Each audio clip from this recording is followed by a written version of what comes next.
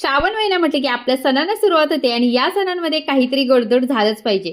तरी ते भांड्यामध्ये पाणी गरम करायला ठेवलं. याच्यामध्ये चवीपुरतं थोडंसं मीठ आणि तूप घालून उकळी यायला लागल्यावर तांदळाचं पीठ मिक्स करून घेतलं आणि झाकण ठेवून 5 ते 7 मिनिटं हे मंद गॅसवरती ठेवून दिलं. कढईमध्ये तूप घातलं, याच्यामध्ये किसलेलं ओलं खोबरं परतून घेतलं, गूळ, वेलची पावडर घालून चांगलं हे शिजवून घेतलं आणि सारण थंड करायला ठेवून दिलं.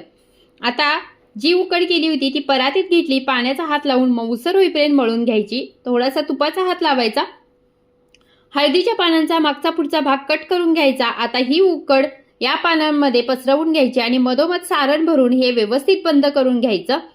अशा प्रकारे हे सगळे पातोळे मी बनवून घेतलेत. आता हे पातोळे चाळणीवर ठेवून आपल्याला 8 ते 9 मिनिटं चांगलं वाफवून घ्यायचं. मस्त इथे हळदीच्या पानातले पातोळे तयार होतात आणि हे पातोळे खायला जितके टेस्टी लागतात ना, तेवढेच हेल्दी देखील असतात. तर हळदीची पानं कधी मिळाली तर अशी पातोळे मात्र नक्की ट्राय करा.